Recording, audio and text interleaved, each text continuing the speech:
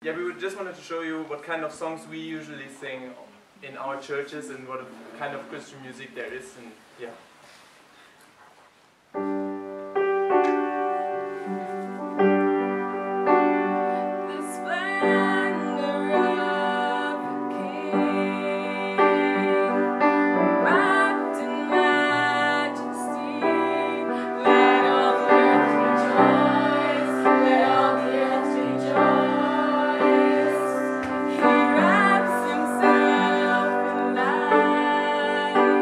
People don't often realize that all people who follow a religious practice often have a lot of these practices are remarkably similar, because all great spiritual traditions, from the point of view of ethics and from the point of view of community life, teach very much the same principles.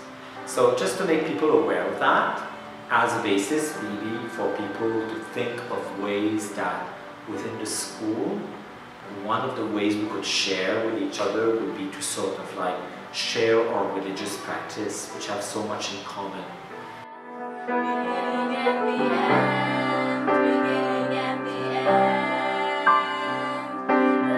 Just to give an example, for example, fasting is part of a religious practice of all religions in the world.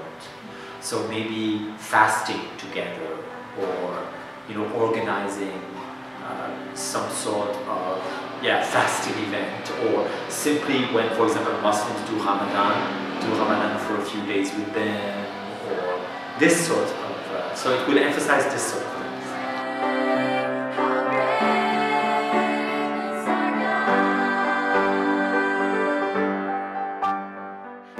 Our hope and our attempt was to create a space where people from different persuasions, from different faiths, from even non-faiths, so atheists and so on, could have a platform where they could talk in a respectful and informative manner about various aspects of spirituality, religion, God, whatever it may be. The purpose was always to learn from each other, to learn from people what is sacred for them, to learn from people why they believe, what they believe, and also the format was very varied, right? So there were workshops, for sometimes lectures, sometimes presentations, sometimes discussions. There were testimonies, sort of people talking, openly about things, and there were songs and music, all the aspects of religious life, of life in general, right?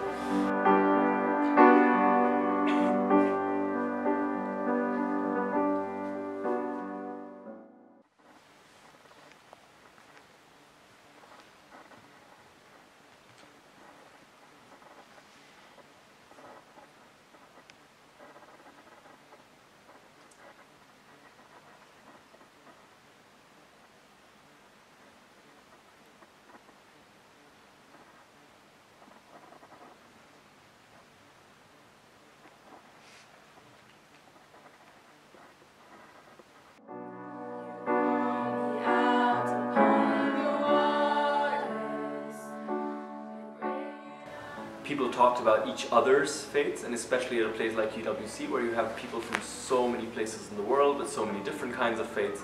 You find that, for example, there was a moment in a seminar on Islam where there were 4 Muslims trying to agree upon a definition of Islam, and you found that they believe in slightly different things with a central core, and the same is true for Christianity and so on.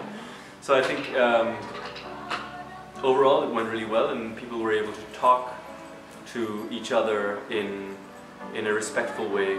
And I was thinking, maybe can it somehow be combined to the happiness that actually people who are living in really religious countries, are they less happy? Or people who are living in a country with a high GDP and high atheism rates seem to be more happy? Because it says that countries like Norway and Sweden are the first one in happiness, but actually these are one of the countries with the highest suicide ranks in the world. And I checked like some months ago something that says like USA, Russia and a lot of European countries have a high rank of unhappy people. I don't think they relate each other, considering that the GDP is like the general income of the country and not the GDP per capita, which is what corresponds to each person in the country. Now, the correlation doesn't mean there's a causality. It doesn't mean that people who are more happy are less religious or so on. She's just asking the question, is it interesting to look at religion this way? Right? My favorite workshop out of all of them was our guy who talked on ancient Mesopotamian religion, which was very good, very informative, and a very good speaker.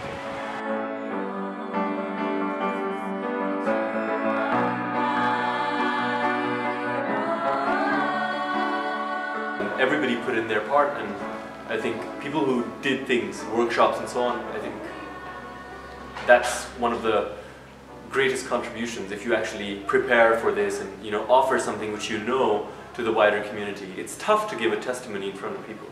It's tough to speak openly about your beliefs and so on, because you know that you might be judged and so on. And people who gave testimonies, they were simply brilliant.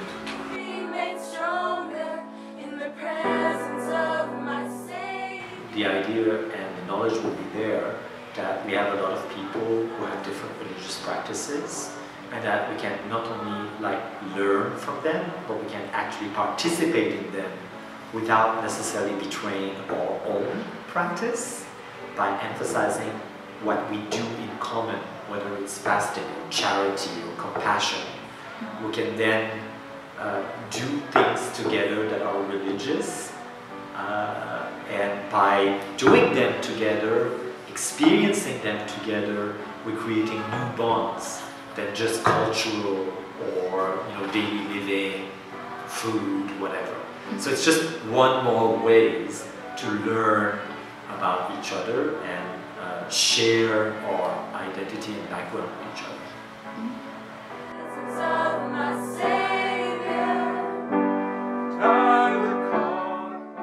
So one of the workshops I attended was the sharing of religions and what religions have in common, and I really liked that, because one of the reasons many of us came to UWC is to share cultures and to celebrate differences, and I think that's really possible if we explore how we can share our religions and religious practices and how they are part of our cultures and our identity.